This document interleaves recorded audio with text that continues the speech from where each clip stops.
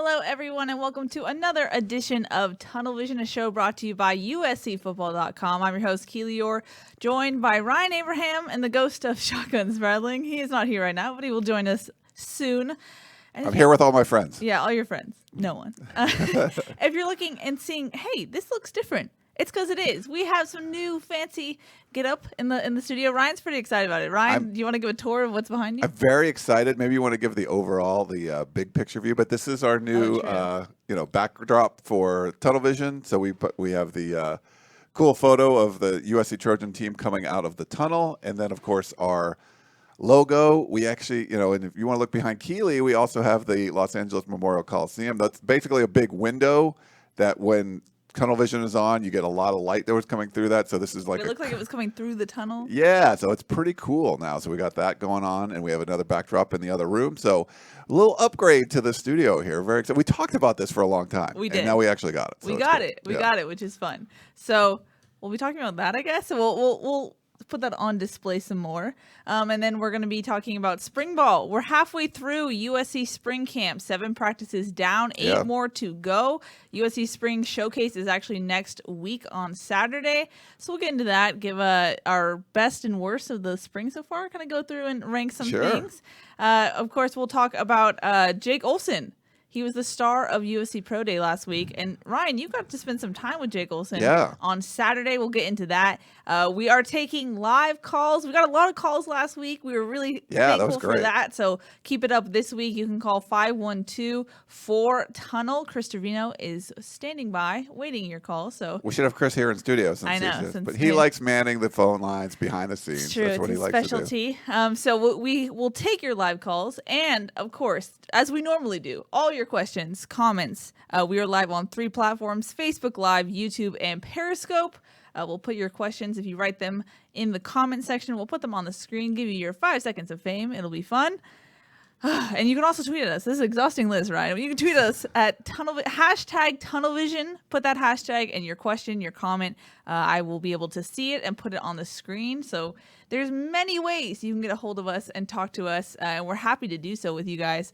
Ryan.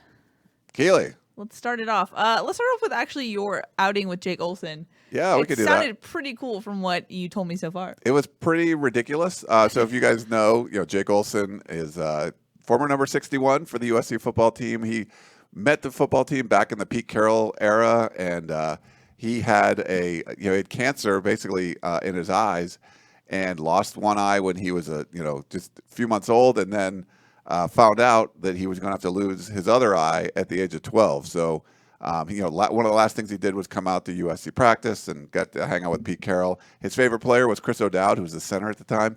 And really, it was just an amazing story to see his perseverance through all of that. And, when he got, he went to Orange Lutheran High School. He was still playing golf. He's blind. And he was snapping. He started snapping for be the long snapper for his high school team. And then, he tried on it, got to be able to walk on at USC and do that and get into the game. The first one against Western Michigan, it was national news. It was a really big deal. He's graduating in May, and he's got a great story. But over the weekend, the Trojan Athletic Fund Club of the Desert held their golf classic, and they honor someone from USC with the Marv Gu Award, former USC assistant coach. And this year, it was Jacob Olson who ended up getting the award. So I was speaking at the event, and then Jacob was as well. And it's a golf tournament. That's the only Trojan club around. They call them the Trojan Athletic Fund groups now, but the only Trojan club around that does a golf tournament. And Linda Ward, who's the widow of Jack Ward, who's a longtime USC trainer, everyone knows who Jack Ward was, asked me if I wanted to come out and play. I'm like, yeah, dude, I want to play for sure. And she's like, well, you're going to be playing with Jake Olson. I'm like, well, that's awesome. Because I had him on this, not this show, but the Peristyle podcast back in 2015 when he was leaving high school going to USC. And one of the things when he was telling me about, hey, I could shoot in the 70s.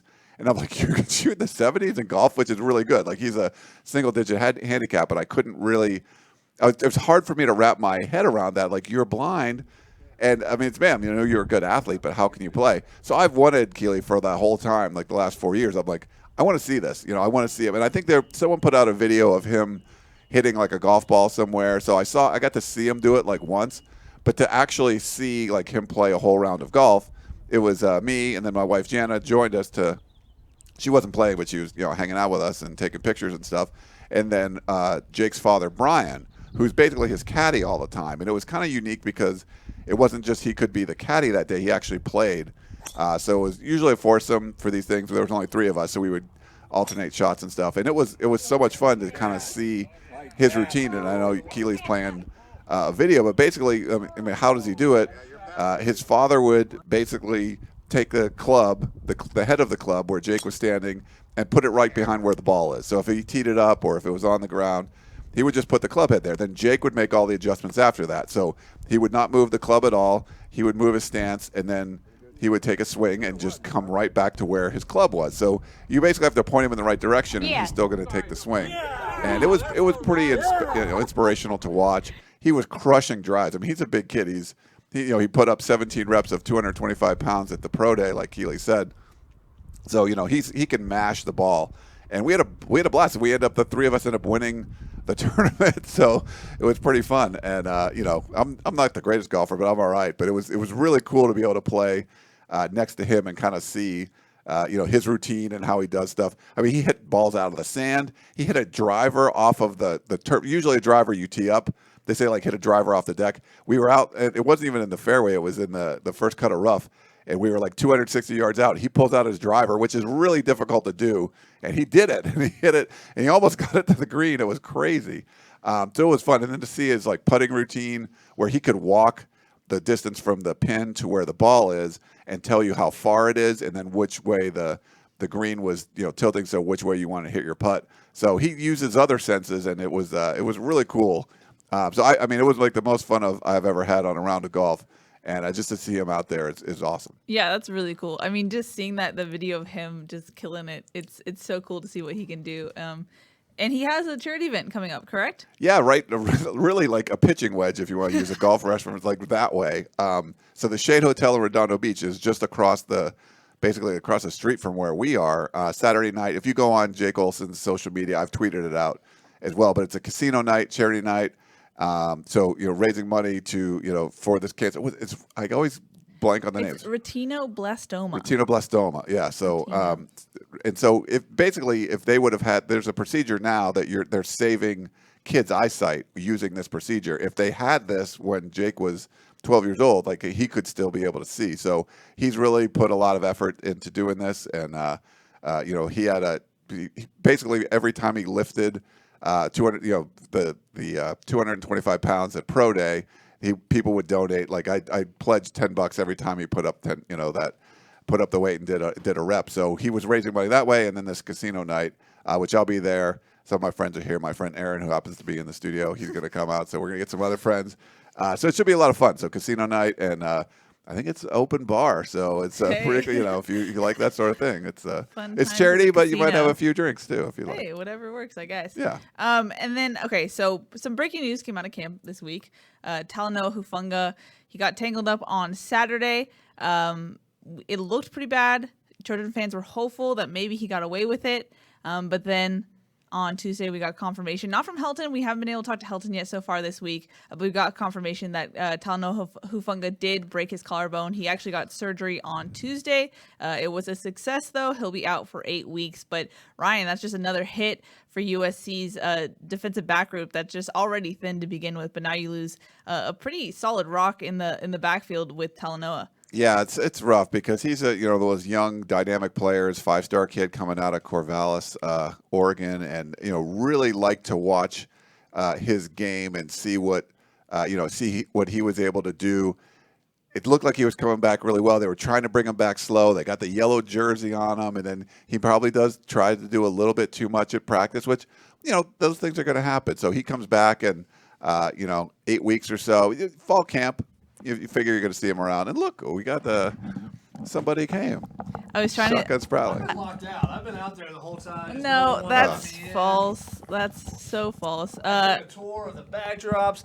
When I step outside, suddenly I can't get back in anymore. I did a great cutaway to Talanoa Hufanga, so you just appeared. TV magic, Shotgun. Oh, nice. TV. Can I you am scoot magic. over to your right a little bit, Shotgun? To my right, got it. Yeah.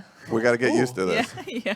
If you were here beforehand, we could have figure I've been that here out. all day. I don't know what they're talking about. Yeah, here. okay. We were just talking about Talanoa Hufanga. I was talking about how much of a loss that is to USC's DB grouping. They were already thin, and now they're losing a guy in the backfield like Talanoa, who just has such a high football IQ and has taken such a leadership role. Shotgun, how much does this affect, USC's DB depth, obviously, but the physicality going forward? Do you think this is going to limit them at all, given what happened when Talanoa was in a yellow contact jersey to begin with? Yeah, that's the big question. Does USC kind of turtle up?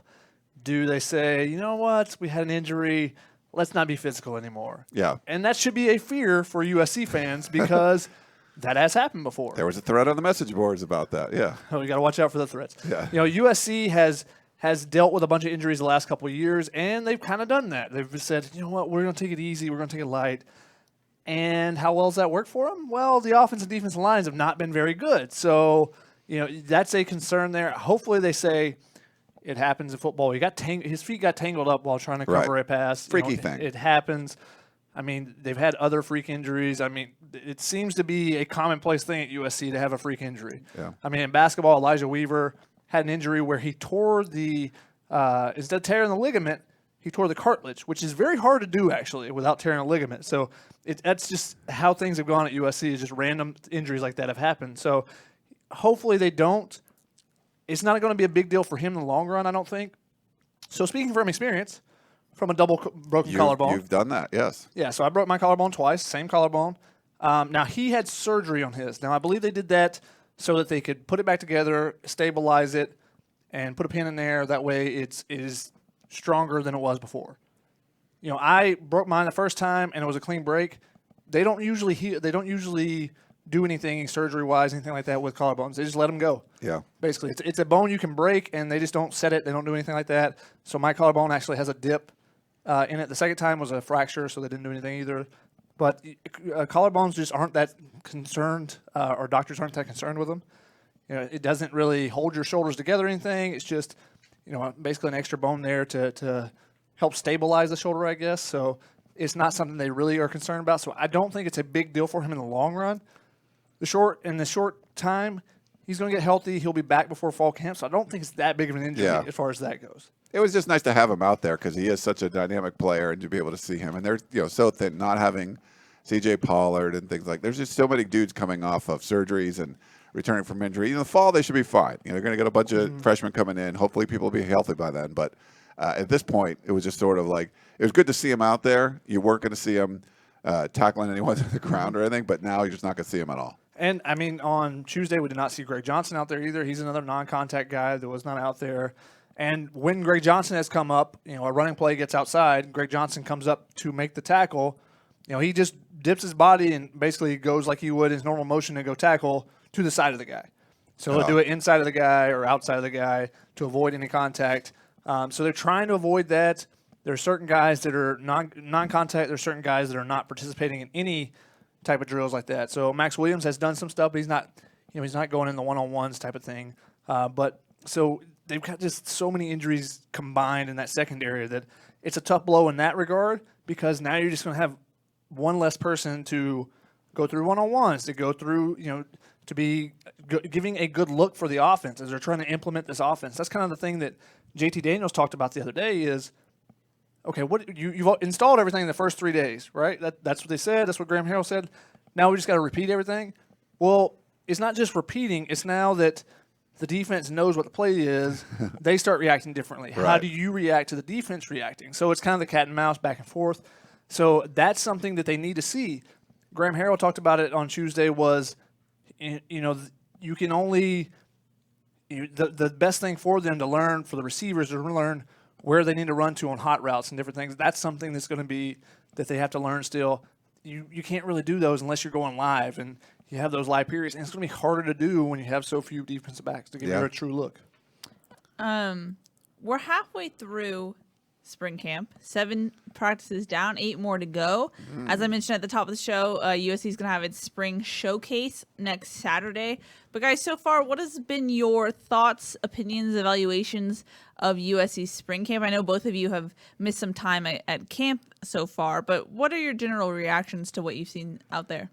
I think there's been a lot of positive developments, despite there's been some injuries and things like that, but I do feel like it just feels like a different kind of team. I think it's night and day from what we saw spring last year. The closest thing might be, like Keely likes to talk about, the mock game week, which was really, really intense. And I feel like there's some positive developments there. I know sometimes USC fans are like, oh, you're being too optimistic or whatever, but just from what you see, and talking to the players, talking to coaches, it seems like the culture's changed a little bit there. I think they needed to make some changes. I think they're going to be positive ones. I feel like on the defensive side of the ball, losing a lot of veterans, we're seeing some holes and things like that. But there's a lot of young talent there. They're going to be all right. On the offensive side, you kept a lot of the people around. There's some turnover on the offensive line. That offense was way too talented to be 90th in the country in scoring and I think 100th in the red zone and stuff. They're doing a lot more red zone work. I think you're seeing crisper plays on the offensive side of the ball. I think the offense, just by tweaking things a little bit in the same personnel, you're going to be doing a lot better. So that should be a big improvement here. So for me, I think it's a step in the right direction. It doesn't mean they're going to go 12-0 or anything, but I think it means that, hey, you're giving yourself a chance. You're going to utilize your talent better than you did last year. That's the main takeaway for me. Yeah, I mean, it's a positive to see, guys like Michael Pittman finding holes in zones and Amon-Ra St. Brown and those guys getting the ball. The questions are still physicality in the trenches and the depth at some of those positions where you have injuries. It's hard to look at the DBs and go, like, well, I think DBs will be good. You don't know. I mean, you lose a bunch of guys, and also you just don't have the guys out there that are probably going to be playing. I mean, right. Elijah Griffin's going to be on the field. ITS, Isaac Taylor-Stewart, was not there on Tuesday either. Greg Johnson was not there. Talanoa's not playing. C.J. Pollard's not playing. Who's going to be playing out of the group that's currently out there? Chase Williams, yeah, he's got a good chance to get on the field some. Besides that, there's you're looking at some of those and going, I don't know if that guy's going to be playing in the fall or how much time is it. But for those guys, it's an opportunity. Right. You got to take advantage of those. But I think it's hard to look at some of those positions and being like, we know what's going to be there in the fall because of some of the injuries and the fact that some guys like Jalen Watson, who is a legit 6'2", 6'3" cornerback. We saw him on Saturday. He was attending the practice, and it was like, okay, he looks real. Yeah, he looks he fulfills the statistics. Those things. The offense is coming along, I think, and I think now that the defense has seen it, because JT basically said we ran all the same plays on week one, and we ran all the same plays again on week two, and then the third week now we're running the same plays again. It's like a third week of installing the same offense. Yeah. So the defense is seeing it. Now you have to make adjustments to what the defense make their adjustments. So I think that's good for them. If that's how this offense is going to be, how it's going to be these set amount of plays, you're just going to have to read and react to the defense. I think this is good for the defense to make some changes and now for the offense to adjust to them. Nice. Yeah, I agree. Definitely simplified. We have a caller on the line. I'm going to go to Brandon in Wisconsin. Hello, Brandon. How's it going? Hi, what's your question for the team? Hey, Brandon. Well, first of all, what do you think of the studio? Do you like the way it looks? Oh yeah, it looks great. It kind of reminds me of my background on my computer, so that's cool. Nice. So you guys kind of just touched on it right now, but from last year to now in the spring, since I know JT wasn't there in the spring, do they seem more comfortable with Graham Harrell's offense that is more simplified rather than a more there was more reads that they had to do with T. Martin's / Clay Helton's offense? Do they seem more confident in how it is, even though it's more simplified? I think when you're looking at plays and the confidence in plays, I think they're attacking the field. They're attacking things, and as part of that's tempo. When you run with tempo, you're going to kind of attack things more aggressively, and I think you're seeing that with the offense. So I don't know if it's necessarily the confidence. I think that they're, several of the players have been like, yeah, we got the offense down, which is, I think that they're surprised. JT even said, he was kind of, what were you surprised by? I said, when he said that we're going to run the same play over and over and over and over, we're going to run the same play over and over and over and over. So I think the players were a little bit surprised by that. I think Graham even said that last week. He said, what's been the reaction from the players? And I don't think they really realized that when I said we're going to run these plays and that's it. You're like, That's the first. You're looking like you get a menu and you're like, oh, is this it? Or are you looking on the back and there's like, nope, Oh, that's yeah. the whole playbook. That's No. Are there breakfast specials on the back? Nope, this is it. Like, okay, this is what you got. It's not a cheesecake factory type of playbook. Well, Right. Denny's. It's not Denny's. You know, you Yeah. got But cheesecake is like It the used to be binder. cheesecake, yeah, where you'd have like Come on, but everybody called Lane Kiffin's the Denny's menu. Sure. Come Right. on. Sure. there's no pay, but okay. There's no Food 2468 analogy already, special. guys. Well done. Well done. If you had the 21-minute mark, you win the pool. There's no 2468 special on the back of this offense. I'm You know, getting it's hungry. going to be the same plays that you're expecting. You're going to go with those plays. Now, the question becomes the hot reads. They'll put in a special play here or there, I'm sure. But, it's basically going to be on the quarterbacks. Make your read, throw the ball to where it's supposed to go based on the read. Can these quarterbacks do that? I think so. And I think the players are gaining, more confidence in the fact that, all right, I know what play this is. There's no hesitation there. And I think you're seeing the way they attack the field, I think it's a link to both the tempo and the confidence. Yeah, I mean, even just on a minute level, when they run warm-ups with 5 quarterbacks throwing a different route, it just seems much smoother in week 3. So I think just Graham Harrell's philosophy of just doing things over and over and over again, it pays off, and we're seeing that as we're getting deeper into spring camp. But thank you, Brandon, for the call. We appreciate you. I'm going to go to another call that's not necessarily related right now, but he's been waiting for 20 minutes, so I want to give him his fair shot. Richard in Glendale, hello. Hello? Hi, what's your question for the team? What do you feel about Larry Scott turning down the lucrative deal with ESPN? I mean, I don't think he's a very good president, and I'm sort of discouraged by Larry Scott's leadership, and that I think we should move on from him. Yeah, so you talk about the commission. Hello? Yeah, the commissioner of the Pac-12, Larry Scott. He's not the president; he's the commissioner. But the highest paid commissioner. So we didn't know. Sports Business Journal broke that story that ESPN approached the Pac-12 about signing over the rights deals and stuff, and so they would be able to distribute the Pac-12 network on DirecTV. But then basically, the ESPN was going to take it over. I think that's the way the Pac-12 should have gone from the very beginning.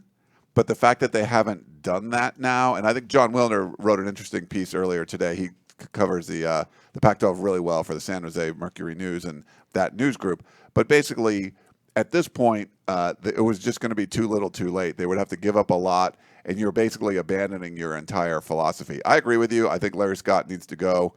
He's just not doing a very good job. But I think you kind of have to need to wait until your deal comes up, which is in 5 years. And it's going to be more lucrative to kind of try to sell the entire package as opposed to just selling it off now. And I think really you go that 7 years, and John talked about this, that 7 years, you're so far behind for the last 3 or 4 years, all the other conferences. Now that's all going to be for naught. Basically, you're waiting for these rights deals to come up and then, redo it. It's 2024 when this is going to happen, but maybe Amazon or YouTube or one of their streaming services is going to get involved. They want some sort of bidding war, but I don't think Larry Scott should be the person that's going to make the next deal. I think they should really get rid of him. They're looking to make an equity sale. They want to try to raise $750 million, get some kind of strategic partner, but it doesn't help USC. It's not helping the entire conference. I really feel like you need to get better leadership in the conference, and I don't think Larry Scott's that guy. Makes a pretty penny, though. I wouldn't mind his job. I could take over and do as poorly as he has. Yeah, he makes $4.5 million a year or something. It's pretty good. I think I could definitely take over without any experience and perform as poorly as he has, because the Pac-12 itself, the conference is trending downward. I mean, it has been for the last 5 years or so under his reign, from being, when Pete Carroll was at USC and the Pac-12 were considered, one of the Power Five. Now people are like, well, it's kind of a Power Four, and the Pac-12 is kind of in between. Right. So they've lost a lot of credibility from basketball side, where UCLA and Arizona used to be powerhouses every year, to neither one of those teams made the tournament this year. Last year you had everyone out by the third day of the tournament. First day.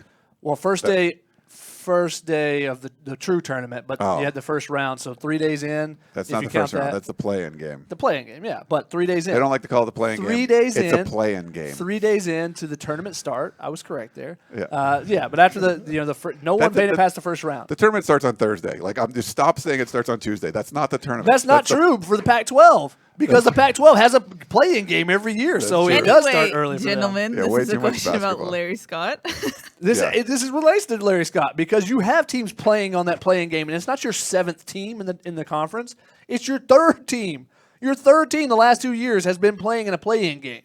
That should not be happening. There has been plenty of talent that has come through the West Coast last few years. Some of us one and done, but that happens all over the country. You've had plenty of talent that these teams should not be as bad as they are, and part of it is that you have talent leaving because the facilities aren't the same, because the money's not the same. There's a lot of things that go into it, but the Pac-12 is trending down because of Larry Scott. Yeah. Can't argue with that. Thank you, Richard, for the call. We appreciate it. Thanks, Richard. Unless you guys have any other comments or statements you want to talk about, I'm going to go straight into questions. What do you think? Yeah, we could do that. Alrighty. We have a YouTube question from Future Hendricks. He says, who has been the best receiver in spring so far? Amon-Ra St. Brown. I mean, he's had several long touchdown catches, so I'm going to go with him. Makes sense. Devin Williams, though, what would you say? Like, is he clearly? I mean, he's clearly in the top four. Would he? Is he? There's three other guys, right? Yeah. I mean, there's If you count John Jackson, you got 5, right? 5 scholarship guys. Is that correct? What do you think feel of like has he made up any ground? He's number 4 out of 5. Yeah. He's not close to Tyler Vaughns and Michael Pittman. He's got to consistently catch the ball better. The name of the position is receiver. You have to receive the ball. Yeah. He doesn't do that well enough yet Okay. Yeah. to be in that conversation. That is Shotgun's pet peeve at practice. Drop balls. You can't do that. You cannot. I at least pretended to be a receiver at one time, so that's kind of you're supposed to catch the ball. You never dropped the ball. I had one pass thrown to me and it was a touchdown. So therefore, technically, I never did drop a ball. True. We have a question on Facebook. Someone asked, "What's the status of Velus Jones?" He's on campus. John did. He was at USC's Pro Day. He was sitting with a little transfer portal, the portal potty, the portal party. I say it wrong. So you had several. You had Josh Motorbebe sitting there. You had Trayvon Sidney. It's just a collection of guys, and it just happened to be that the guys that were all in the portal were all together. But he's still on campus. As of now, we've not heard any updates. At least I have not. I don't know if you guys have as far as his status.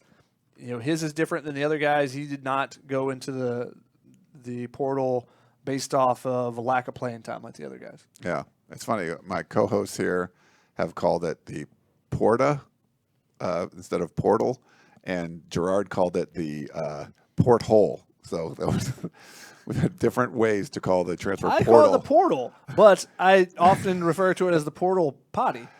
Right. And it Instead of became the party. porta party. Yeah, portal, whatever.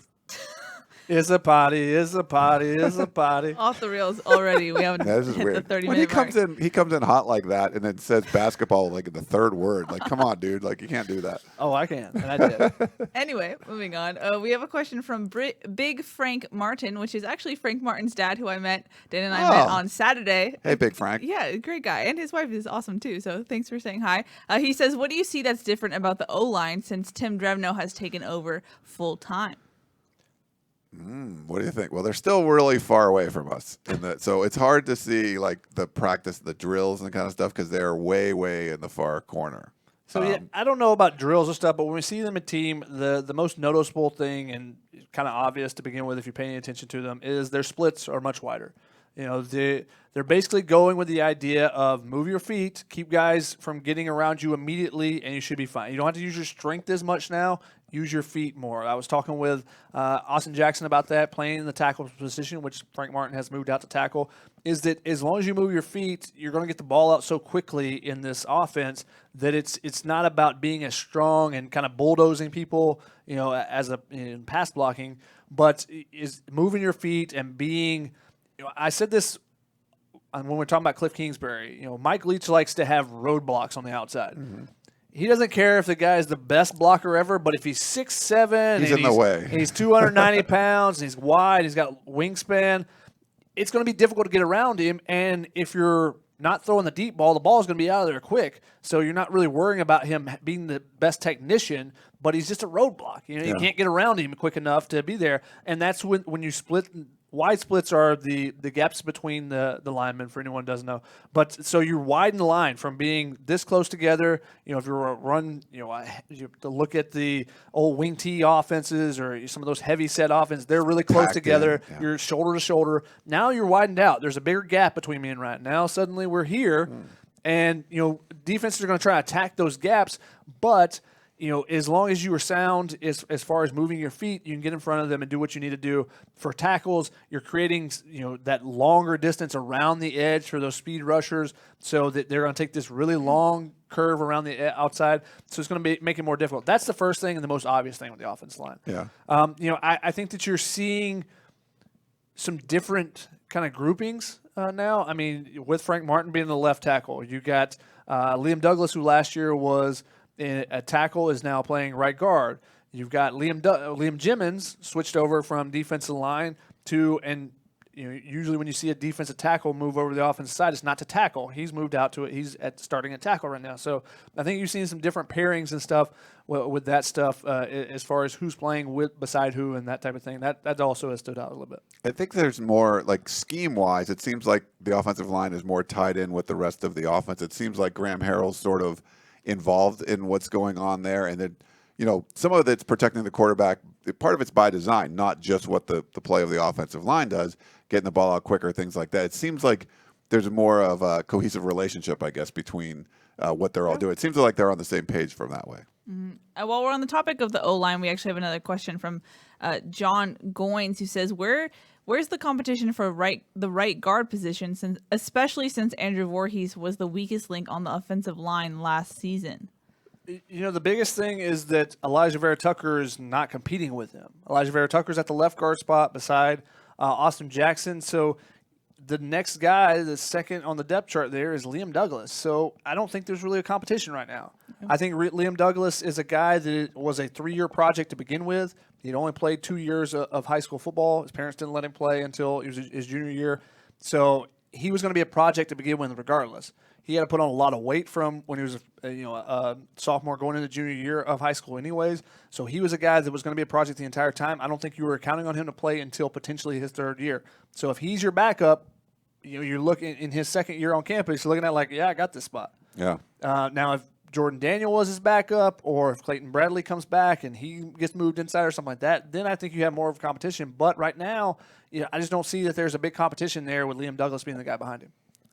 A lot of Andrew Voorhees. There's a lot of critics of Andrew Voorhees, and maybe just a few people that just kind of bring it up a lot. But there's one of those things that people talk about. Yeah, and he's a guy that's played since his freshman year, so he's still a young guy in that regard. I mean, Austin Jackson has struggled at times too, and he's a younger guy. The same. I think both of those guys are going to be much better this year in their 3rd years on the offensive line. I think they're the guys that are going to have to anchor that line. You're moving. Those are the 2 returners. Everyone else is moving in. Now, Jalen McKenzie has played some. Brett Nealon played very little, but those are the guys that have the experience. Clayton Bradley is the only other guy that has as much experience as either one of those guys, and he has not practiced at all this spring that I've seen. So yeah, he practiced a little bit in the first week, but he's kind of not. Nothing's really happening with him so far right now. So a little odd in that sense. We actually have a live caller. Sweet. Dale from Rancho Cucamonga, I believe. Hello, Dale. Hi, how you doing? Hi, what's your question for the team? Well, I was just wondering, with the new offensive philosophy and the new defensive philosophies and whatnot, the problem I have is Clay Helton's game management. Will it improve, like timeouts that are called at kind of unusual times, or timeouts that are called and then the team goes back to the huddle and then a flag for, delay of game, that kind of stuff, or when to punt, when not punt? I mean, does he have to go to a class himself to, kind of figure these things out? Interestingly. Anyway, that was my question. Yeah, well, thanks for the question. So interestingly, I think there was some confusion. I mean, obviously there was some confusion in a lot of the games. We've, Shotgun's documented not sending the right number of people out on PATs and all kinds of weird stuff, the things that you had mentioned. But I feel like now that he's not going to be, running the offense or overseeing the offense, he's delegated that, and I think it's going to give allow him more time to do some of those other things like you're talking about with the game management stuff. And I feel like sometimes you were doing things and it wasn't run all that well, wasn't run very smoothly, and I think it's going to be now on the offensive side. You give it to Graham Harrell, let him do his thing, and you're kind of backing away. So I feel like a lot of those things. I don't think he's going to a class, but I feel like he's going to have more attention to. He can pay more attention to those things during the game, and it should go a lot more smoothly. Because I think last year was just so muddled with T. Martin or whoever the quarterback coach or whoever Clay Helton. Everyone just kind of when it was Tyson Helton and why am I blanking on the quarterback coach from last year?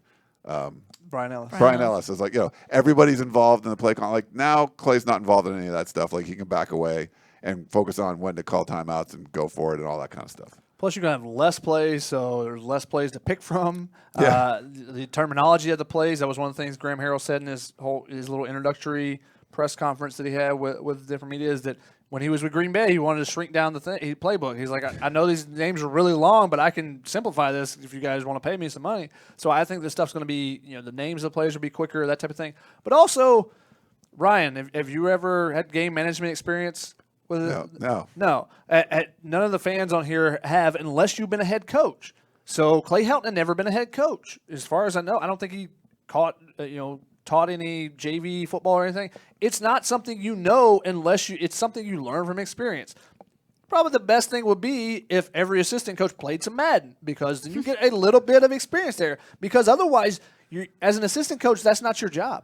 It's not something you ever do, so it's something you do learn with experience. Bobby Bowden is probably a better game manager than Clay Helton when he first takes over at USC, because Bobby Bowden's got 300, 500 games of experience to Clay Helton 0. So I think it's something that you learn. I think he was better last year than he was the year before. Yeah. And the timeouts are something that weren't as big of a thing that happened last year. Now, they did occasionally call a timeout when they were confused about a play or something, but it seemed that 2 years ago they were calling timeout. You're like, why? That doesn't make any sense right now. And it was just to calm down the troops or whatever it may be. I think he learned from that experience, so he's better last year. I think he'll be better at that this year. As he progresses, as he gets more experience, you're going to get better at those type of things. Yeah, can't argue with Cool. that. Thank you, Dale, for the call. Thanks, we Dale. appreciate it, and I appreciate all your guys' calls. Let's go to a YouTube question. Robert Taylor says, do you guys feel that this team will be better than last year's team based on spring practices? Yes.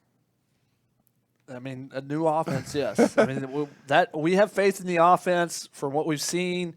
I've not been dissuaded by anything I've seen to think, oh, well, I don't know. The offense has sounded really good on paper before and what we've seen in North Texas, but I don't know now that I've seen it in action. No, I don't think that's the case. So just the fact that I have more confidence in the offense being, by simplifying it, allowing their playmakers to make more plays. And I think that it will just – that Graham Harrell is going to make adjustments in game. I haven't seen anything to dissuade me from that. The fact he's making adjustments in practice when he's up at the baseball field, I think that the offense is going to be better. So therefore, I think the team will be better. Yeah, I agree. Just looking at the way things are run, you can't guarantee anything's going to be a lot better. Just from what we've seen, though, it looks like it's going to be better. It's like similar group of players, similar group of talent, just a way better way to utilize that talent and scheme guys open. You want guys to be able to run a pattern and JT Daniels or whoever it is finds a guy that's open as opposed to throwing to a guy that you just hope makes a play. And I think you're going to see a lot more of that in this one. Mm-hmm. We have a question on Facebook from Corey. He says, I'm encouraged by the changes you guys have been reporting. Could we interpret the changes to be an unspoken, subtle admission by Coach Helton that his philosophy last year was wrong and determined the dismal outcome from last year? It's funny when so if you have a coaching change, it could be a position coach, it could be a head coach. Usually, people want to ask like, well, there's a reason that coach isn't there anymore. If they left for a better job, that's one thing. But if they were fired, and people, even with some of the coaches coming in, you would ask questions about what you're doing different, and they don't really want to kind of go there. But yeah, to see this kind of major change and the head coach stays, all that whole stuff that Lynn Swann said. That's always in the back of my mind. Like, Clay, you were, running this offense and stuff, and now you've hired someone else to come in, this young kid to come in, and there's never been this like, yep, I just stunk at it, and I'm going to let this other guy take over. But there's sort of like this subtle. I mean, it's hard to explain, but like it's there. Like it's got to be in the back of his mind, And is there going to be something like, you know what, I need to get back into there, and I need to get my hands dirty with the offense again? And I know a lot of the fans don't want to see that, but certainly, I mean, is that an admission? Like when you make changes, that those kind of wholesale changes. Now the defensive side of the ball, not changing as much. They're saying they're making some changes on Clancy's side. We'll see what happens there. Haven't seen a whole lot on the special team side, but the offenses go completely different direction. And I think Clay Helton can say it like, "Hey, I'm going to step back, delegate, and manage this whole thing," which is this is true. I was like, that's what he's going to do. But really, it's like what you picked before for an offense didn't work, and now you have to do something else. So he's not come out and said that, but that's sort of like implied, I guess. I don't think that it's something where he just felt like, I'm not getting the job done, I'm going to make a change. I think someone else kind of pushed that on him more than likely, because most coaches don't just go, you know what, I'm going to step back and realize I'm not doing a good enough job, I'm going to let somebody else do it. That just doesn't happen. Right. It's not something that happens in the coaching world because coaches have egos, just naturally. I think that the positive things are that some of the issues have been addressed. The offense was an issue last year. The playmakers you had, there is no reason that you did not score more points, that you were not ranked higher than whatever number you just threw out a minute ago, 90th or overall. Yeah. So that's been addressed. So the offense should improve. Now, do you address some of the other things? Because what was the laundry list? Because Lynn Swan's got a laundry list. You got to address all of them. Is culture been addressed? You got a new strength and conditioning coach? Maybe. Is personnel been addressed? There's some transfers. You're getting new guys in. It depends on if they get a couple of transfers to add to the depth and stuff. The talent is not as good as it was last year as of right now, because you got a lot of young guys coming in that have not been rated as highly as some of the guys that were leaving. So they address discipline, in practice. That's one of the big, bringing out officials and stuff. That doesn't mean it's fixing it, but you're at least doing something. Yeah. Last year, you remember after the 18 penalty game against, I think it was Arizona, the 18 penalty game, and Clay Helton's like, we had a meeting, and they addressed it. It's like, oh yeah, that's the way to solve that. Like, have a meeting. We looked over it in film. The way to solve it is do something. You got to do something tangible. They're at least doing something tangible to address that by bringing out officials to every practice. Agreed. Yeah. Thank you. Staff, they made some change. Half the staff turned over. I don't agree. I think they could have done more. I think they could have swung a little bigger on some of the assistants, but we'll see. But we've seen some positive stuff coming from the people that they did bring in. How much of that was forced because of Ivan Lewis leaving versus we're gonna go out and get a new strength coach? Yeah, for I think Ivan Lewis wasn't going to be replaced. I don't get that sense. But there could have been some more moves made on the regular coaching staff. You could have, not hired from within for a couple of your positions, wide receiver and outside linebackers coach. You could have had 2 wide receiver coaches because that's what this offense typically has. So, I think they could have addressed the staff part better. But the big thing is you got Graham Harrell after having Cliff Kingsbury. Overall, I think it's going to end up being positive. Mm-hmm. We have another question on Facebook from Eric. He says, is Helton more aloof, muted, or detached during practice in his new role?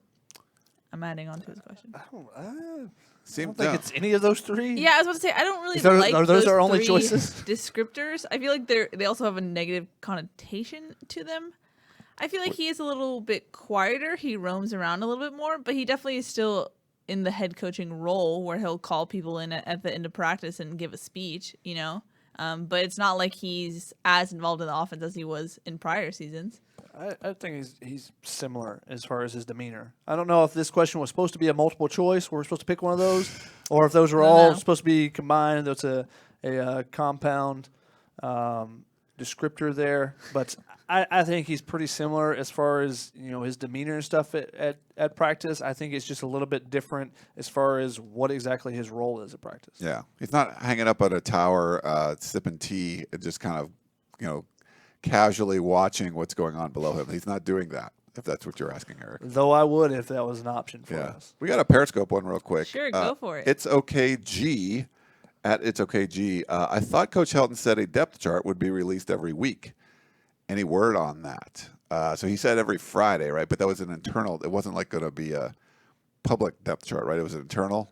I believe that was We the believe case. so. Yeah. I don't think he said specifically, but that's, basically it was for them so they would know each week, hey, Marquis Step probably is higher up than he was before. He performed well in practice. I think that was the point of the depth chart, but it wasn't going to be something that they released to the media, my understanding. Honestly, what he should do is just release it into the war room each week. Come on, Clay. could do Help that. us out there, Clay. Yeah. The Friday release in the war room. Yeah. That'd be nice. That'd be a good place to put it. Yeah. Think about it. Just saying. We have a YouTube question from Tyrone. He says, real question is, JT is supposed to be a all-world QB. Isn't it a bit concerning he hasn't separated from the other guys yet? Nope. I mean, he separated last fall, and it didn't translate into USC playing really well. I think there's so much install being happening right now that I don't think that anyone has a chance. No one's separated positive or negative so far.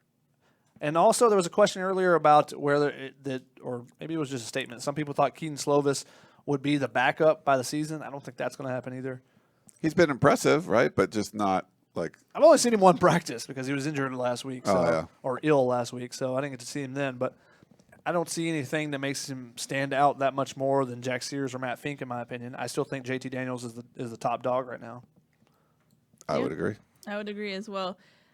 Eric says Dan Weber has mentioned it, and our friends at Raina Troy have spoken about it as well. The offensive emphasis with the red zone and goal line. Who is credited with that change? Is it Graham or Helton? Interesting. Yeah, I think USC was, like I said earlier, I think like 99th or 100th in red zone, and they're doing a lot of red zone plays out of practice. They're throwing the football. I'm guessing that's probably coming from the Graham Harrell side. I mean, maybe it's something that Clay Helton addressed, but I think Graham Harrell's pretty much running practice the way he runs to run it, and they run a lot of red zone stuff. I think it's from Helton. I think it's he from Helton. realizes that there's an issue there and said, hey, we need to work on this as well. Because, I mean, it's, one-on-ones as far as DBs and wide receivers, it's not that much different from being in the middle of the field. It gives the DBs a little bit less space to cover. But I think it's just something like, hey, if you're going to do one-on-ones, let's do this as well. And I don't think there's been an emphasis where it's like the entire day is just red zone. I think it's just something that they're adding into their practices. I think Helton realized there was an issue there and said, hey, let's incorporate this more. Interesting. Yeah, it's hard for me to picture that, him saying we're going to change. Like, he usually has his plan, and this is what he does. So for him to deviate from that, and, last year being so bad in the red zone, you could potentially be deviating from that. But what happened? Look behind you. Oh, no. I was like, I felt a little. A little gust of wind. I actually can probably put that back up real quick. But We'll go to a screenshot of Harold right now. We actually had a question on Facebook from Jeb. He says, can you compare the look of offense from last year's spring to this year's? Last year's spring to this year's, I mean, it's just that there's the install that has gone on this year versus last year. I think the fact that they've done the same things, like I said, JT told me yesterday, is that they've done the same install 3 weeks in a row. It's basically, hey, we're installing this offense. Then the second week is, hey, we're installing the same offense over. The third week, we're installing the same offense again. It's just getting that repetition down. I think that's a little bit different than last year. I don't remember seeing as much special teams as they've done this year, last year's spring. I know that's not offense, but it just seems like they're doing more special teams, which is kind of mind-boggling that you're doing a bunch of special teams in the spring. So there is some technique stuff you need to work on at all times. But as far as the offense, I just think that the installation is different. The fact that you're doing the same thing over and over and over, the fact that you're repeating so many plays over and over.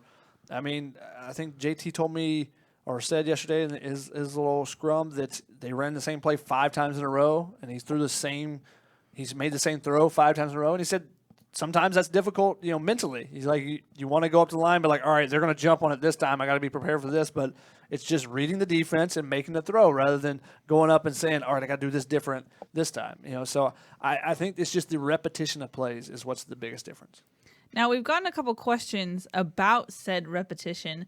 Eric on Facebook says, the elephant in the room is are teams going to be ready to stop a simple scheme? I personally think spring is getting the basics down, and come fall there will be more specialization and branches grown out from the trunk of this offense. We had another comment that said, if they're doing the same plays, won't teams be able to realize that and pick up on that and then thus defend it?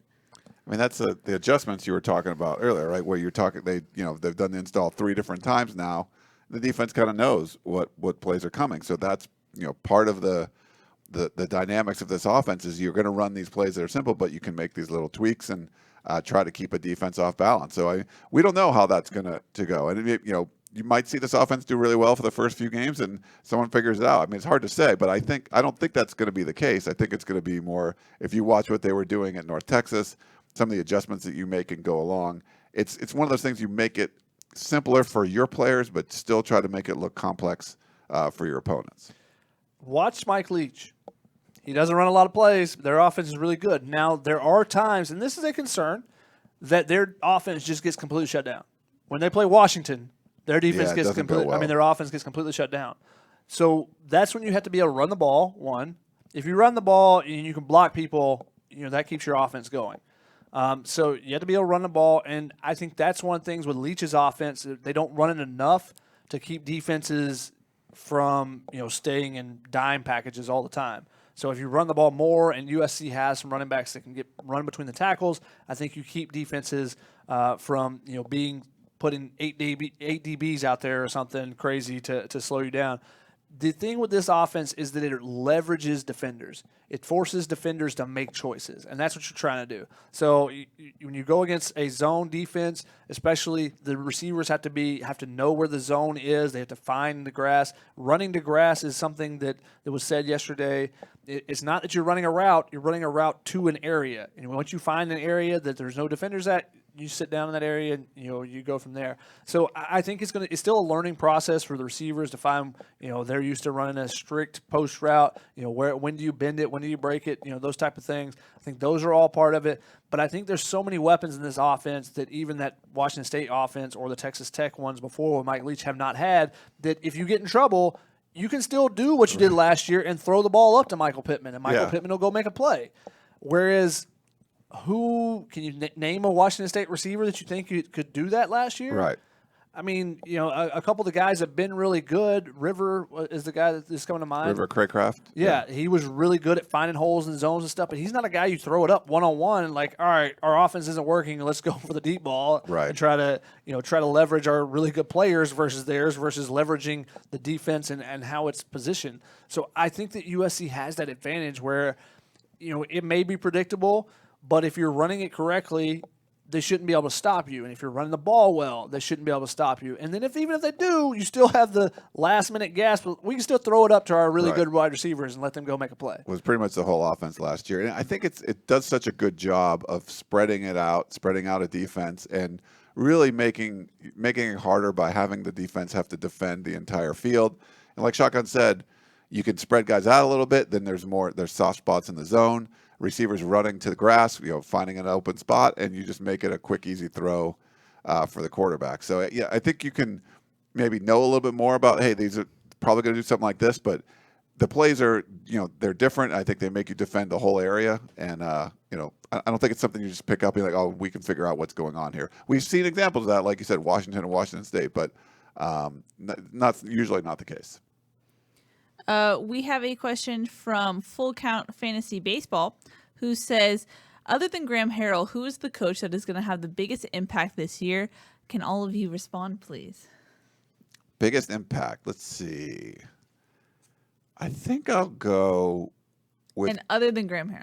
I think I'm going to go with Greg Burns because he's going to impact things on the recruiting trail significantly. And also, I think he's going to help on the field. So he's walking into a situation where I think he can do a lot and help a lot. So I'm going to go with him. Interesting choice. I didn't even think of him when I was thinking this question over. I'm going with Tim Drevno.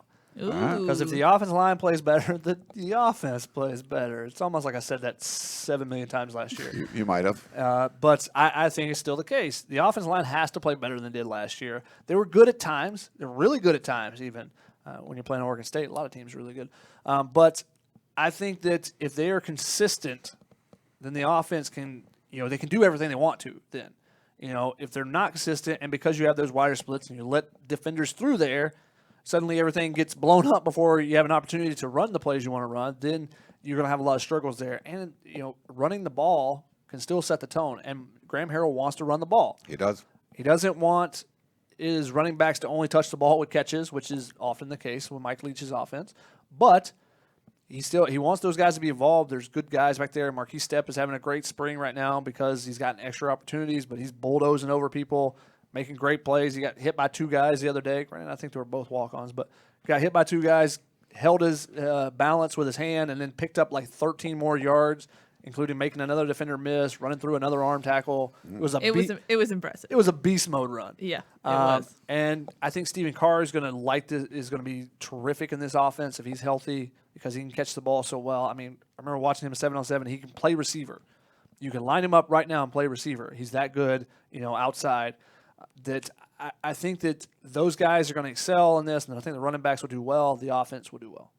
But it starts with the offensive line. All right. Keely, what about you? You both took good answers. I think my first answer, if I couldn't say Graham Harrell, would be Greg Burns. Just for the sake of answering, I'm going to say Mike Jinks. He's showed some fire. This last week, he's been screaming sometimes during high pressure situations when they go 11 on 11, and even yelling at JT, yelling at him to be accountable for reads he should have picked up or whatnot. And so I think that's an interesting mix. I think he sometimes is the glue guy, kind of yelling at different positions that usually you kind of see the offensive guys stay in their own lane of, Drevno's going to talk to the O-line. Other coaches are going to stick to their position players, but I think Jinx is kind of switching it up and yelling at other players that aren't necessarily his players. So I think that's interesting. He has head coaching experience, so I think that always helps. So that's my answer. Nice. Could be. You could also say Aaron Osmus because he's going to have the most time with any of those guys. He's not a coach, though, Ryan. I think that's still a valid answer. Sure. You can go with that, too. While we're on the topic of running backs, since Shotgun mentioned it, we have a lot of running back questions on Facebook. OJ says, do you think Graham Harrell will go with the running back by committee approach in the air raid offense? James Stewart says, will Stephen Carr reach his potential in this new offense? And then there was another running backs question, but I think we can answer in these questions. I hope Stephen Carr lives up to his hype because then my prediction of him being a Heisman finalist his junior year will come true, but we'll see. I think that they will go by committee. I think you're going to use all 3 of the guys, all 3 of those scholarship guys. And I think Keenan Christon, when he gets on campus, he can be a guy that works his way in and becomes a speed guy that you can use, and maybe you run him on a wheel route or something if he's got the hands. Maybe similar to I'm blanking on his name, but the speed guy that UCLA had last year that kind of popped up out of nowhere that USC offered really late, and he became a guy that because of the way their offense runs, if you get him in a crease, he was able to get some really long runs and, as a second or third guy as a running back, getting some carries. But I think that Keenan Christon can be another home run hitter like that. And if you give him a chance and you design a play and you're like, okay, this is going to work. If we get the running back, we need the speed guy out there. He's the guy that can put out there. I do think it's kind of going to be by committee, and you're going to watch and see. If Shotgun always says guys get hurt a lot, running backs get hurt all the time. It was great to see Marquise Stepp have such a big last week or so when the other guys were sick, and I think that shows at least, hey, all these guys can play. It might be 1 week it's one guy, 1 week another because of injuries or whatever. I think someone could establish themselves, though, as a clear number one by having some big games and stuff and just really being consistent and reliable and, making some big plays. So we'll see. And obviously catching the ball out of the backfield is going to be a big part of that, too. They want to be able to run the ball, but that's all, if you can throw it to Stephen Carr out in the flat somewhere and he can take off and make a big play, that's huge. And all the other guys can catch the ball, too. So it should be fun to watch, but they have a lot of good backs to choose from, and that's a good problem to have. And you can still go with the Mike Leach philosophy of it doesn't matter how many times we carry the ball as long as our guys get even touches. He says there's 5 skill players on the field. We want them to have even touches. So if that is, if everybody's getting 10 touches in the first half or whatever, Right. you run 50 plays. It's a good half then if you've done that. But if you run pretty 50 good. plays and each of your positions gets 10 touches, if that's 4 carries and 6 catches, that's perfectly fine for the running back. I just think a guy like Stephen Carr, if you can get him out in the open field, he can make guys miss. He can break a tackle, and those become bigger gains and stuff. And I think the fact that he catches the ball so well gives you that extra dynamic. And guys, Vi catches the ball really well too. Yeah. Marquise Stepp has done fine catching the ball.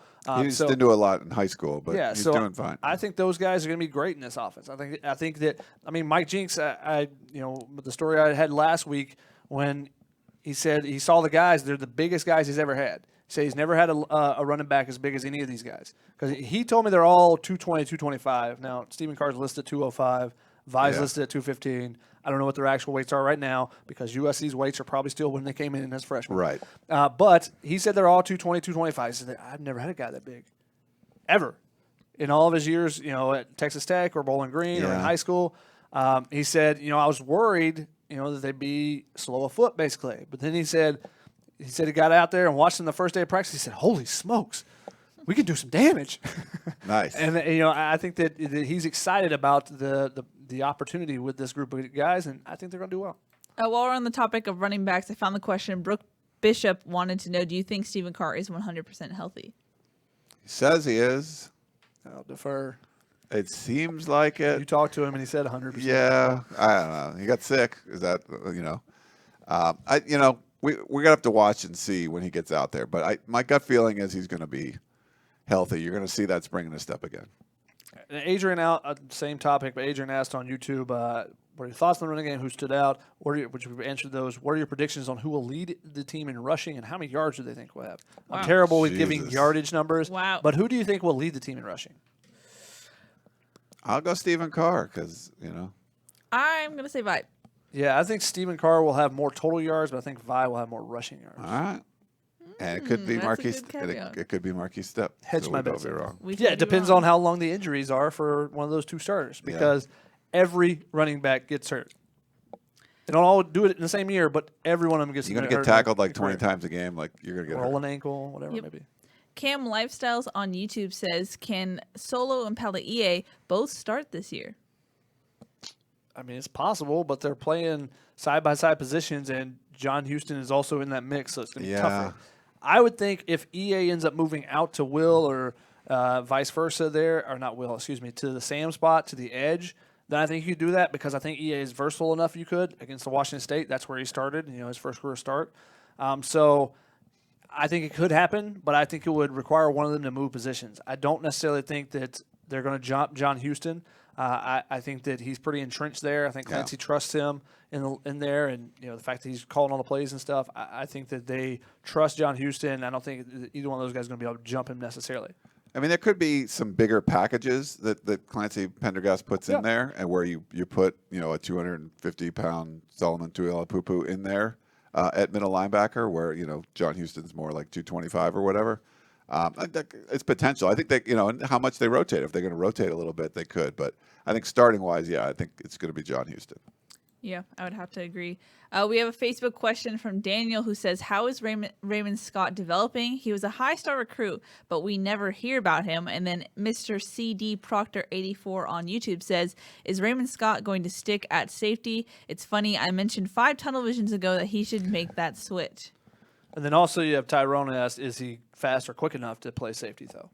I think he's kind of playing a hybrid role right now. He's kind of playing the nickel safety spot. When Clancy had Leon McQuay, Chris Hawkins, and Marv Tell, he preferred using a safety there because then you can move him in the box. You can do some different things with them. I think that it's going to be hard for him to beat out Chase Williams. I think Chase Williams really showed out in that Notre Dame game and showed what he's capable of. He's had a pretty good spring so far from what I've seen. So I think he'll have an opportunity. Is he going to stick there? I think they have so many linebackers, and the fact that they moved Jordan Iosefa, you moved Giuliano Falanico back to the middle, it's going to make it that much harder for Raymond Scott to get on the field at linebacker. So I think that he probably sticks there at least for the next year. Yeah, no, I agree with you. I think he's going to stick there. I think Dan Weber said he's like the strongest safety around, and he's pretty. I mean, for safety, he's a pretty big dude. And there is a lot of linebacker talent. And you don't really have that Porter Gustin role anymore. It's more of a hand on the ground kind of thing. So there's less opportunity there too. So I think he's gonna have a better opportunity at safety. Maybe that nickel safety, maybe more like a roamer. We'll see what Clancy does. He always has some tricks up his sleeve. But yeah, I kind of think he's sticking there. I think he's going to stick there. The question is whether or not he gets on the field. The question is, do they use him? They find a way to use him, because in your traditional role, he's not going to play, over the top safety. But if they say this guy's just making plays in practice, we've got to find a role for him and create a role. You can have the devil position like Arizona State has, or every team has a named position. It's like whoa, the bull position or whatever it may be. Which is oftentimes usually that name position, the one that has a weird name, is a rover position. Yes. A position where they move a guy around to different spots. They do some different things with him. That's a guy like Raymond Scott, I think, could fulfill that role. I think he's similar to Sua Cravens in that you want to move him around. He's a guy, like, every time I've watched him, in high school and stuff, he just makes plays. He does. He would drop back in coverage. He would do some different things. He's not a guy you go, wow, he's great at that thing. But you're just like, he just makes plays all the time. Every time I see him, he's making a play. And I think if you want a guy like that on the field, you find a way to put him in there. So that becomes a question. Do they fall in love with him enough that he makes plays in practice that they want to put him on the field? If they say, no, we need him to do exactly these things because that's what this position entails, then I think it's hard for him to get on the field. Makes sense. We have a question on YouTube from Mr. C. He says, what happened to Pi Young academics? Will he return, or is he on track to transfer a la Jamel Cook? He is still taking classes and stuff, so as far as we know, he's going to be back with the team at some point.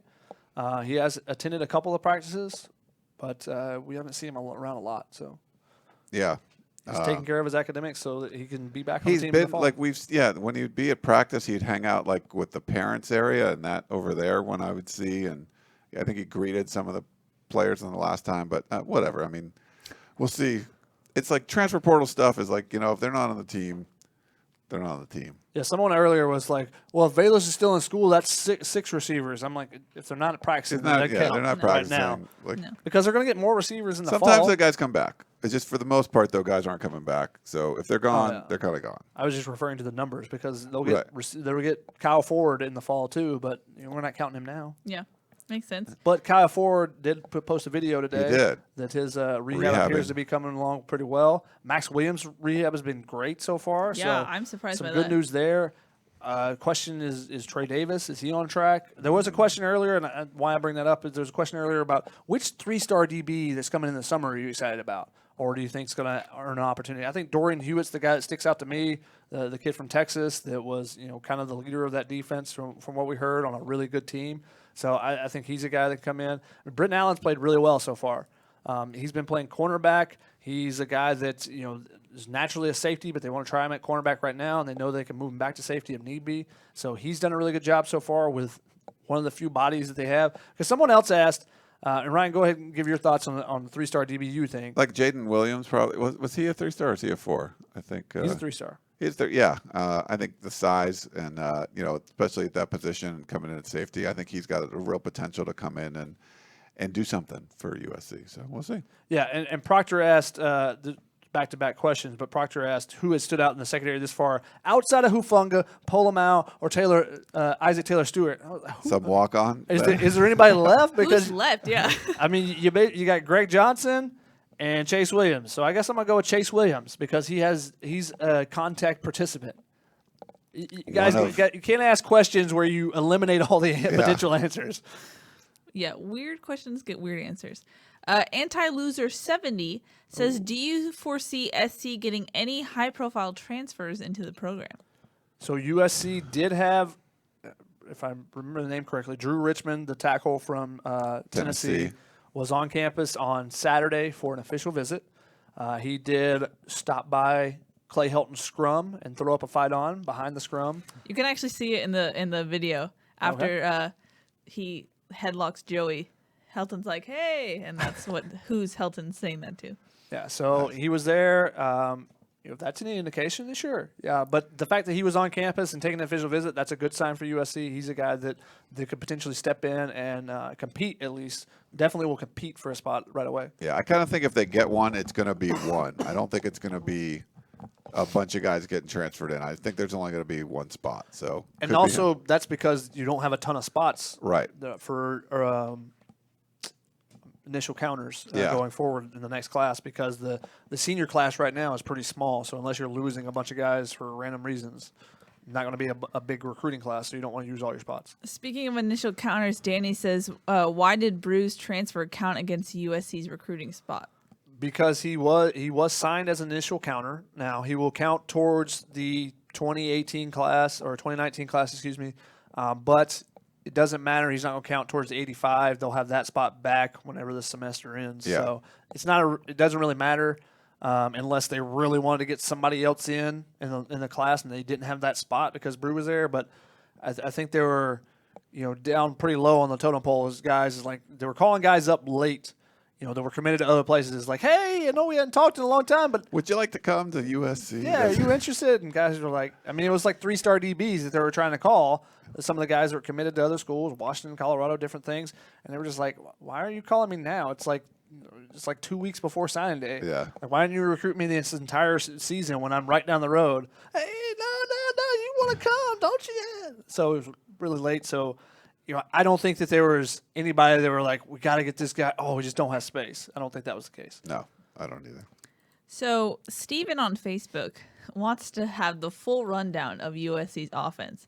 He says, what do the offensive sets look like? 4 wide and a single tailback, or 3 wide and a tight end and a single tailback? Are they throwing short, West Coast routes, or deep? How many passes are the running backs getting? What does the run game look like? A lot of questions, and he wants It's to a know. whole lot of questions. I know, and I kind of botched him, but Watch a little Washington State tape, similar. Watch some North Texas tape, the same. There you go. It's an air raid offense. There's quick passes. They're spreading the ball out to much different guys. Yes, that includes the running backs. Yes, that includes the tight ends. So I mean, I think I entered some of them all in there. Yeah, Steven, you're probably not going to see a tight end with his hand on the ground all that much. It'll be more of a back sort of looking thing.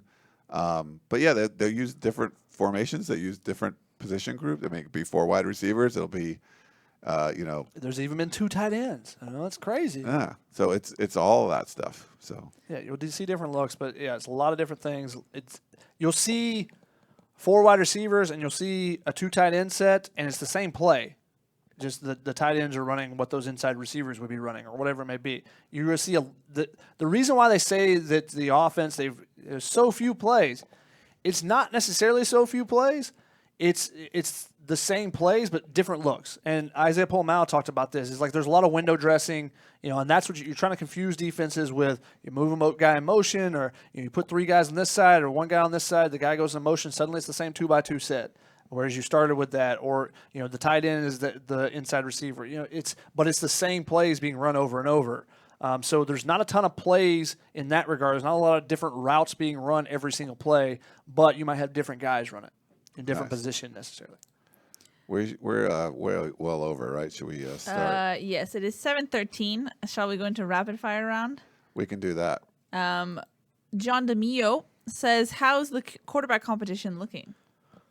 I think Is it JT's still the leader, but Yeah. I don't think that there's like a big separation or anything right now. Yeah, we had one of those on Periscope too. So yeah, look, JT Daniels probably going to win the job. That's my guess. Do you feel like it is actually a quarterback competition right now? I think it is. I think with Graham Harrell coming in, it's real. But we've seen how these practices have gone before. JT Daniels was just better. I think he's going to be better again. Makes sense. Mr. C says, should Giuliano Falanico ask the staff to move his high school to his high school position of safety with the shortage of bodies? He's not the biggest guy in the world, right? I kind of like where he is now. I mean, I think he's probably going to be. He'll be fine. I don't think he's going to be moving to safety. No, I don't think he has the dropping capabilities. Now, he's another guy that you could probably put in the Raymond Scott spot. Yeah. Like you're going to move him around more. But he's playing middle linebacker right now, and he's done a pretty good job with the drops and different things. So once they get, I would like to see the scrimmage portion because there's only a little bit of scrimmage on Saturday. Yeah. So when they get to the full scrimmage, he's a guy that I'm keeping an eye on in that middle linebacker spot. Seeing if he gets opportunities and if he's able to, get off a block or, if he's kind of just lost in the wash a bunch, if he's going to be able to make some plays, then maybe you consider him as a guy. It's supposed to be rapid fire. But. Rapid. Sorry, that's close. Fire. Eric says, what feedback or assessment can be made about D-line coach Chad K? I was a fan of Kenichi Udeze. Are the players talking to coach Chad K like they were to coach Udeze? You should answer that when you talk to him. Yeah. I talked to him for the first time on last Thursday, and I came away pretty impressed. I didn't really have any opinions going into it, and he was just very passionate about the topic of the defensive line. And he said that he's been told by other coaches who were here last season that they haven't seen the D-line guys respond as well as they have this spring as prior. So according to other coaches, they're seeing a lot out of the D-line guys as far as their commitment and their passion to what they're doing.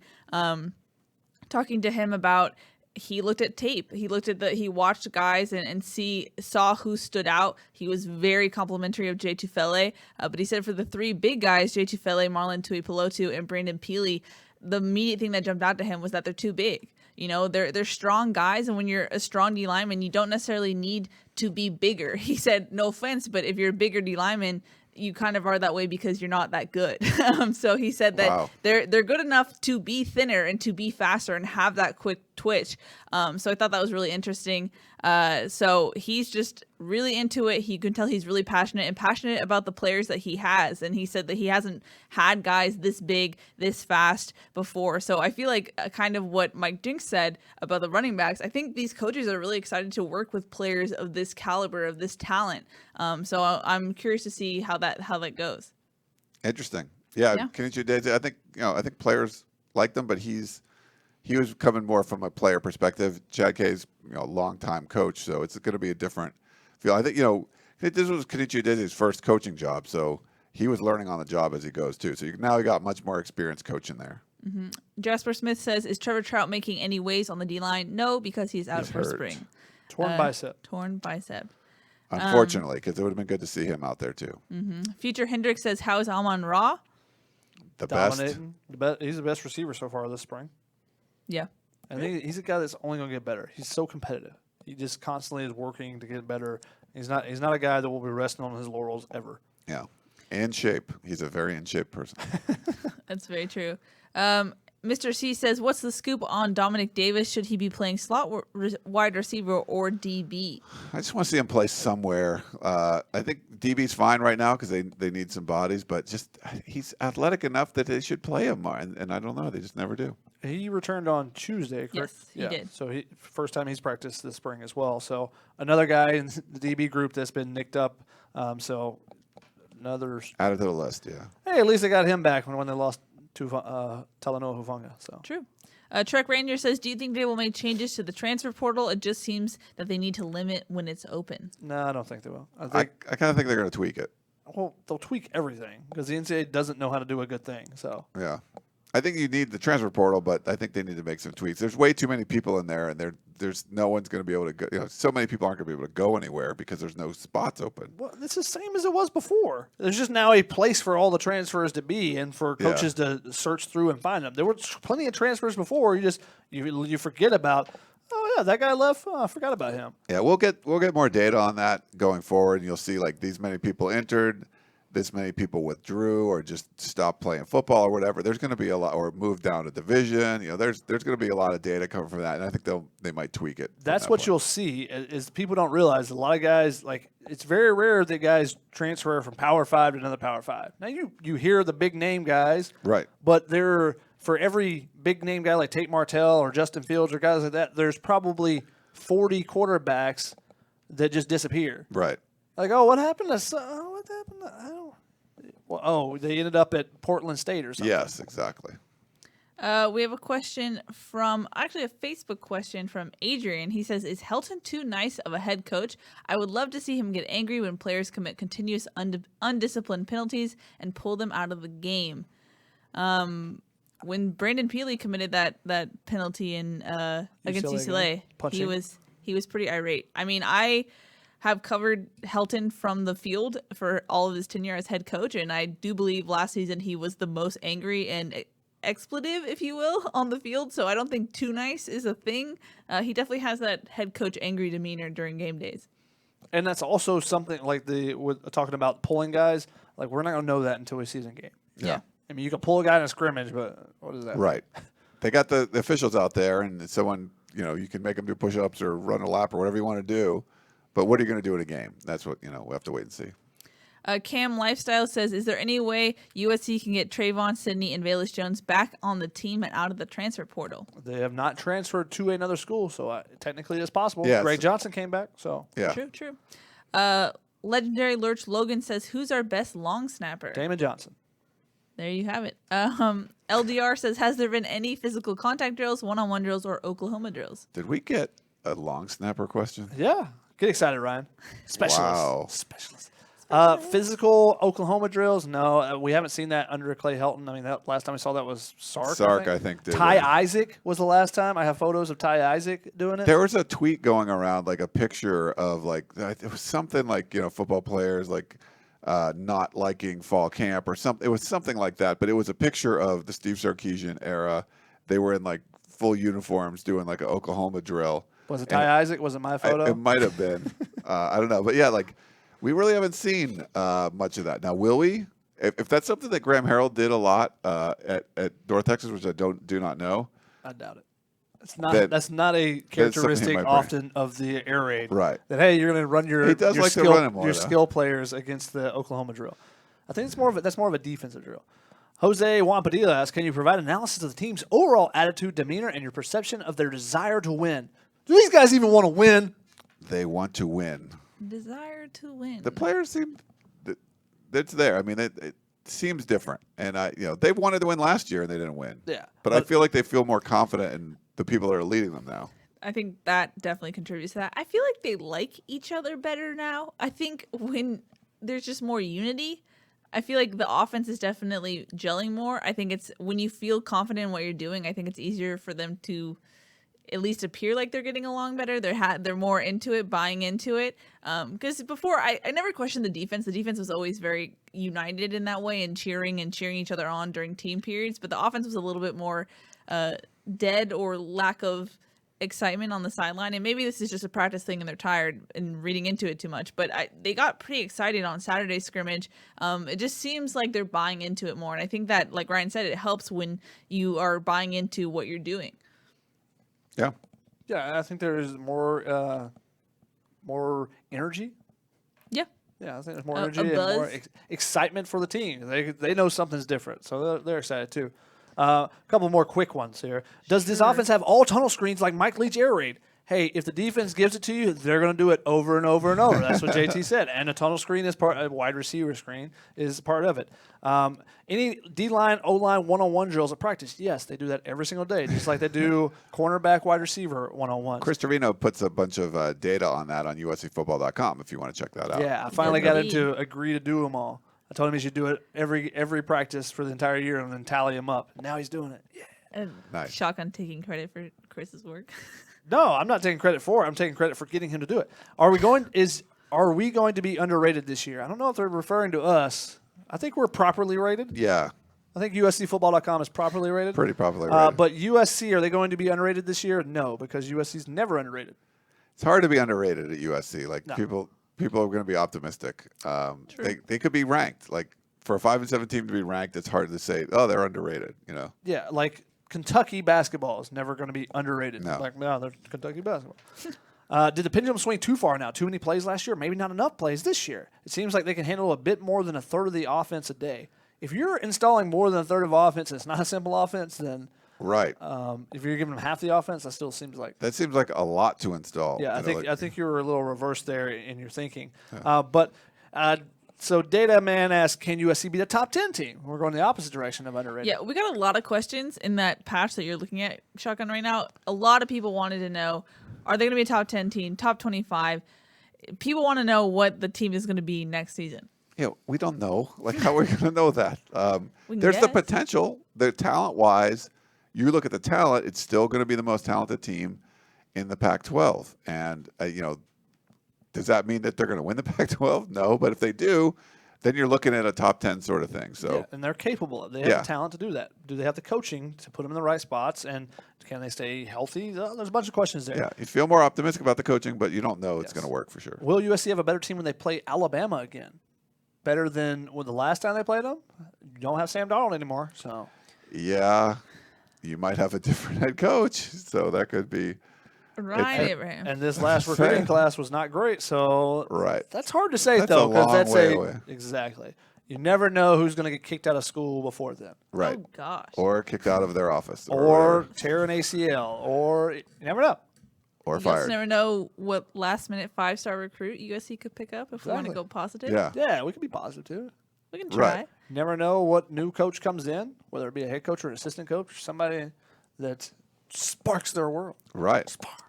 There's- Wow. I mean, I don't know what that was. you're going to have a new president in place. I mean, there's potential for, obviously, people thought Clay Helton should have been fired last year, so there's certainly potential for a new head coach.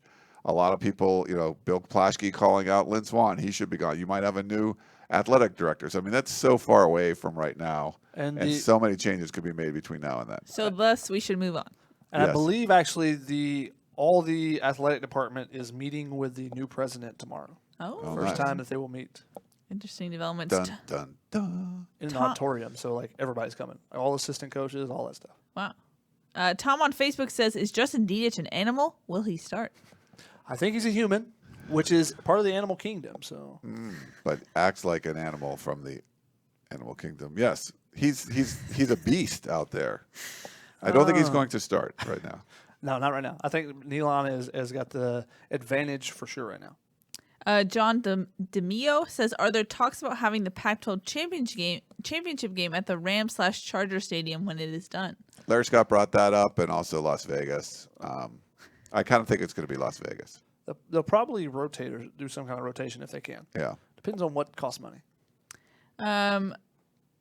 Austin wants to know what happened to the Predator position. It went bye-bye.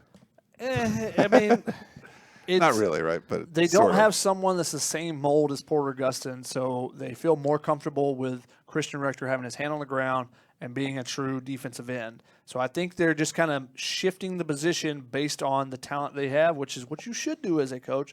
You should mold your defense, offense, whatever it is, to your yeah. talent rather than trying to mold your talent necessarily to what you have, what you want to do, I mean. I'm going to go with one final question, unless Boop, boop, there's boop. something else. LDR wants to know, have there been any celebrities at practice? I would say no, unless you count Warren G as a celebrity, Elijah Griffin's dad, who did come up to Dan and said, "Hey, man, I appreciate it. You're holding it down," which everyone afterwards was just like, did Warren G just say that to Dan? So it was a That's fun- awesome. It was a very fun moment. D-Web got that street cred. D-Web. Former players coming, like, Adore Yeah, Jackson. yeah. You want to talk about those? True. guys? Dory, I mean, Antoine Woods was there, Tony Burnett, Hayes Pillard. You had a whole slew of them before at the pro day. You had a bunch of guys, and the practice before that, there was a bunch of guys. Uchenna, Rasheem Green, all those guys. Lynn Swann has been there 3 of the last 4 practices. He's taken in the majority of the practices, if I'm remembering correctly. He's a celebrity.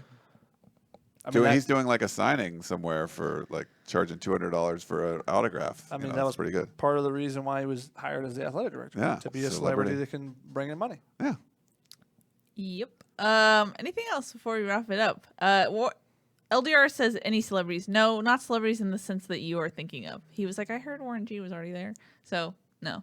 Will No Ferrell. new celebrity. Yeah, not like Will Ferrell's or anything right now. No Scarlett Johansson randomly. It's showing really up at tough practice. when you're 5 and 7. So they got to turn. If they turn it around, then you'll see some more of that. Maybe. Maybe. Okay. Any final thoughts before we wrap it up? No, Our thanks for the new calls and thanks. studio? Yeah, Let hopefully me you do guys. a wide shot. Haven't yeah, done a lot of that yet. Hopefully you guys enjoy. Also, if you notice, I've been facing this way the whole time. Usually I face this way. It was a challenge, but I did it. yeah, I wanted to look at you guys. You can see. Oh, you can see from up there. Yeah. Yeah. So we're basically looking at Keely from this shot, but Keely's looking at the wall. We were trying to do it, but we wanted to have a better background for her, so we might tweak it a little bit. And I still got a lot of mess to clean up. We just got this stuff installed yesterday, and it took like 6 hours, but we're good, and now we're ready. Someone said Warren G is a celebrity in my book. I didn't say he wasn't. Okay, LDR was like, it doesn't count. I don't know. He has a reason to be there, is what I'm saying. Okay, I don't want to lose points in your book. Why do you think blue Warren load. G's not a celebrity, Keely? What's the Get deal? out of here, Ryan. Alrighty. Any final Tweet it. thoughts before we wrap it up? Halfway through spring camp, don't tweet at Keely's my name, Ryan. Don't say that. Final thoughts, guys? Halfway. Let's see what the scrimmage holds on Saturday. I think Saturday's scrimmage will tell us a lot about this group for the spring. 100%. I would agree. Alrighty, that's going to wrap it up. Thank you guys so much for calling in, writing in. We appreciate you guys. As always, we'll be back next week, next Wednesday, talking about the scrimmage that happened on Saturday. A lot of stuff happening around USC, so make sure you stay tuned to Tunnel Vision, and we'll be back. That's Ryan. That is Shotgun. I'm Keely. We'll see you guys next week. See ya.